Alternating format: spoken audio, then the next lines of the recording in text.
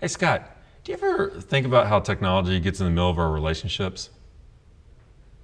Hey, Scott? Yeah? I was talking about technology and getting in the middle of our relationships. What was that? Technology? Yeah? In the middle of our relationships? Do you ever- Yes. Yeah, we should probably talk about that. Okay, let's talk about that. Let's do that.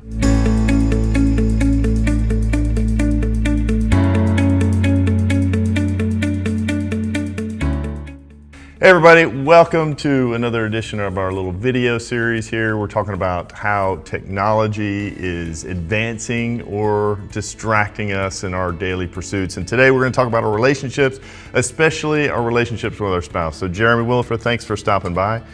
Tell us a little bit about some of the thoughts you've been having when it comes to technology and how it either hinders or helps your relationship with your spouse. Yeah, it's funny because as we started studying this and we're looking at it, it becomes apparent pretty quickly. Technology plays a major role in how we engage with our significant others, and in all of our relationships, obviously, but especially in marriage, and how we use technology to communicate, and how we try to lift each other up through technology, but also how it just becomes this barrier to communication. Right. And so we talked about both elements, and some of the positive things that were brought up, people have a better flow of communication, but I would suggest that in the class we talked about probably 70% of that flow is task oriented. Right. Have you done this? Did you pick them up? We need milk. Did you do this? And Yes. all of these things, it's basically a rolling task list that we help, and there's some help on that. Right. And so I ask people, what percentage of your time is you trying to speak truth into your significant other through this technology and application of it? Yeah. And it's not a big number. It's a low number. It's a low number. It's there. yeah. I mean, heart emojis exist. That's right. So- it is so hard to tap that one. Yes. Oh, yeah. There's a poo emoji and a heart emoji. Which one gets tapped more? Gosh, the heart emoji just doesn't make me laugh. The poo emoji always makes me laugh. It does. It does. So there's opportunities, I think, to use this technology to increase the level of communication and how we speak into each other. But really, the biggest opportunity we have is to identify how we use it, and then how it really does impair our ability to communicate with our spouse. Yeah. Yeah. So let's look at it from a positive standpoint for a second. When you think about technology, it's there to help us, right? You're in the technology industry. It's all about advancing humanity. And when we get this technology, the power of Apollo 13 in our hands, right? And what we do is we go to Facebook, or we go and we just look at YouTube videos about cats and all this kind of stuff. But we rarely think about turning that into an opportunity for us to learn to love each other more. Mm-hmm. So what would be some help and some coaching for us to kind of get with the program to use that technology to advance our relationships with each other? One of the things we talked about in class is treating your spouse like you treat your cell phone. Yes. I mean, Yes. I want you to think about what you do for your cell phone. You are constantly aware of how much energy it has in it, Yes. how much power is involved. I mean, you get nervous when it gets below 50%. You're like, am I going to make it through the day? I'm going to have to bring precautions with me. I'm going to have to bring extra backup. I'm going to have to make sure I have a plug or an outlet Right. somewhere. Yeah. But do we ever think about our spouse in that way? Where what energy level is my spouse at today? Yeah. Where is she today on what she needs to get through the day? Mm-hmm. Is she going to have enough energy in her? What can I do as a husband to speak into her? What can I do to build that energy pockets up? And we talked about it's different for everybody. Some people love words of affirmation. Some people love notes, quality time. I mean, you think about all the 5 languages of love, right? I noticed I was pointing out the ones that I probably need. But it also acts as service, right? Yeah. And other things that we could do to speak into our lives. But thinking about the power levels, not only of our phones, but of our spouses, and what can we do with our phones to increase the energy level that our spouse has? And that could be calling them before something they have to go into. So, just tell them we're thinking about them, how we're proud of them in some way. And so that's a big element of what we need to do with technology to make ourselves better. Yeah, and that seems really practical, and almost feels like the push that we need is just intentionality.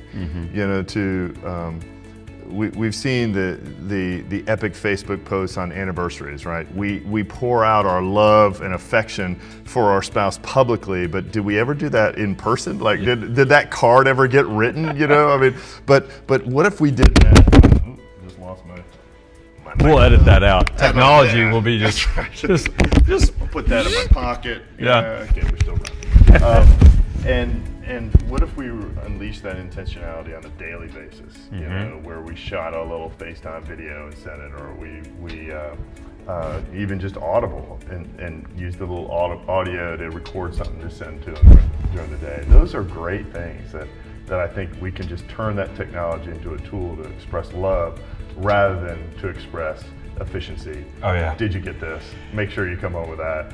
You know, do this and don't forget the kids. You know, there's a study that I always think about with our kids. It says for every time you tell them and give them instruction on how to do something better, you also need to give them affirmation, you know, in a pretty good ratio there. I think most of the stuff that we do, then our spouses are instructional on both these sides. And so being able to push into that emotion and being intentional about it, and you're right, I mean, not just in a text, but also what's wrong with a little video? What's wrong with a little, you know, a little voice clip? Right. And those are good things. So if we could do that, I think we'll be in a much better place. Yeah, that's excellent.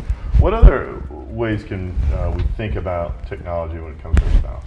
Well, one of the things that we focus on are the 3 viewpoints we need to take in our technology situation that we currently have. And these are things that we should be looking at actively improving. So if you think about, do a self-assessment. When do you use your technology? You know, whenever you walk through the door, are you putting it away? As someone who's a job bearer that comes into the door, are we putting down our work and going straight into our family? Right. Are we, at the time after the kids have gone to bed, are we spending active communication time, or are we just, you know, getting right back into technology? So we have to do an accurate self-assessment. And then the second thing, which I think is critical to all relationships, is a dialogue, is a discussion about how are we using this? You know, is it, let me just ask you, is it offensive whenever I pull this out and you and I are together and it's just you and I? Well, how do you feel about that? Let's talk about that and have an active dialogue. I think it's crazy how much we use this stuff and how little in my own world we actually talk about. Right. You know, what that means to each one of us. Yeah. And so having a self-assessment, an active dialogue, and then setting boundaries. You know, just like we've been talking about throughout the entire tech series, we need to look at boundaries. You know, we've talked about having them at the dinner table. Yep. Now let's talk about what are boundaries in the bedroom for how we're using and engaging with technology.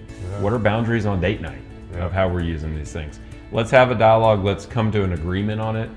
And then I think that, you know, you'll at least have a starting place. Right. Otherwise, these things can feature creep into your life, and all of a sudden you're spending way too much time with them. Yeah, that's really helpful, Jeremy. And I think it, you know, for us to get in dialogue, one of us has to make the first move, you know, and to say, hey, can we talk about this?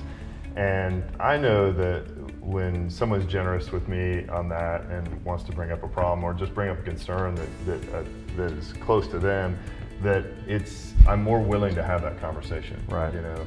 And so I just want to encourage you to be bold with each other and to talk about what you want. What would delight your heart more? You know, more time on the cell phone or more time with each other. So that's what I hope that we can all learn from. That would be really great. That's a beautiful prayer. So I think as we walk through all these technologies, I think with our family, with our relationships, with our spouse, it's all about what is the intention? Are we being intentional with it? Yeah. And if we can be, then it won't rule over us. We will rule over those tools that we have. Awesome. Well, there's some encouragement for you, especially when it comes to our relationship with our spouse. So hit us up on the comments. Tell us what you're learning. What are the things that you're struggling with when it comes to technology and your relationships? We'd love to hear from you. All right, guys, take care and have a great week.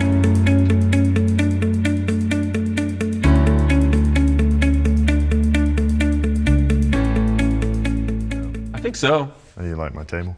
No, it's good. It'll work. I'm going to try not to hit it. By the way, I like the background. I mean, Yeah, it's I thought it's like we the did Today Show. Yeah, I no, feel like we're here on we the, are. Yeah. Here's the, you know, We need it's not quite New York, but I wish we had a bunch of people standing Hey, back Caden, there. can you just jump up and down behind us? Just randomly walk between us.